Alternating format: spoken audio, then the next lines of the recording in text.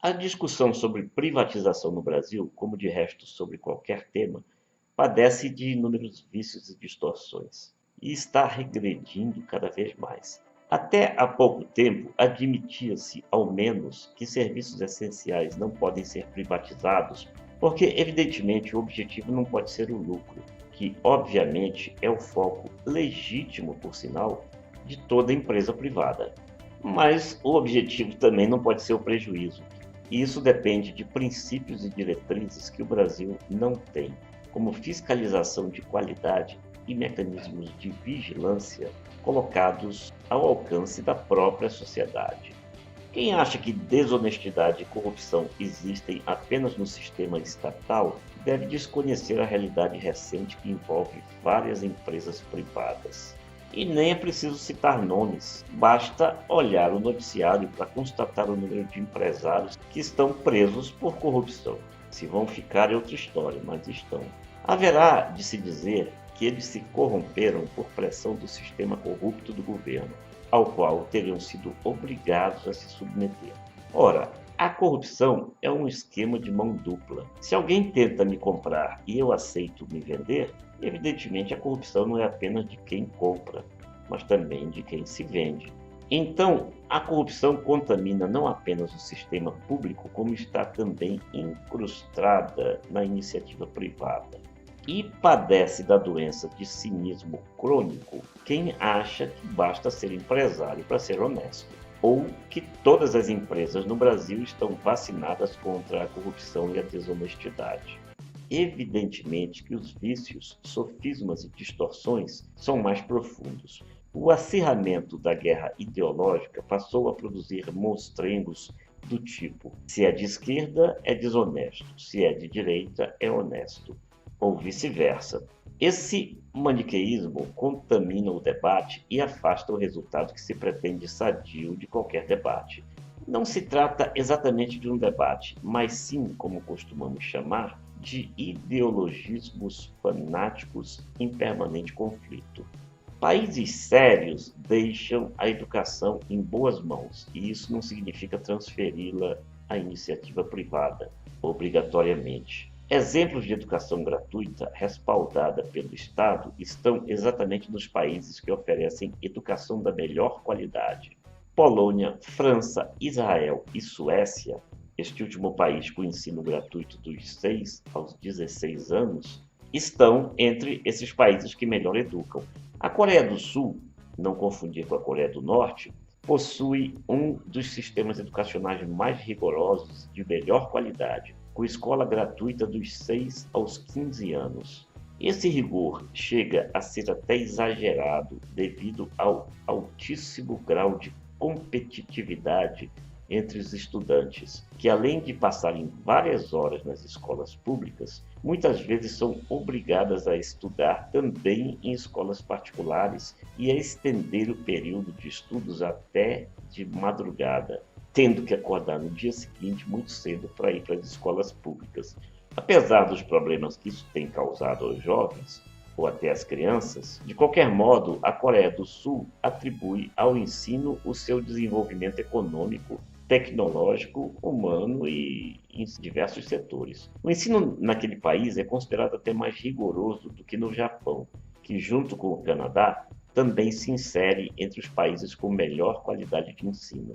O Canadá oferece ensino gratuito até os 16 ou 18 anos, e o ensino superior está entre os que mais preparam mão de obra altamente qualificada para o mercado de trabalho. Antes que os sofistas de sempre venham alegar que a educação depende de o país ser rico ou situar-se em continentes onde prepondera a riqueza, é bom citar dois países com sistemas educacionais de ótima qualidade: Uruguai e Chile. E, por sinal, o Chile é um bom exemplo de desafio aos que acham que privatizar é o supremo remédio para tudo. Embora ofereça reconhecidamente a melhor qualidade de ensino da América Latina, o sistema chileno é tido como dos mais desiguais, o que é provocado pela existência de escolas públicas em desvantagem com relação às escolas privadas parcialmente subsidiadas pelo Estado e frequentadas apenas pelos filhos dos ricos. A exemplo do que ocorre no Brasil, as privatizações passam sobretudo a fazer predominar a chamada luta de classes.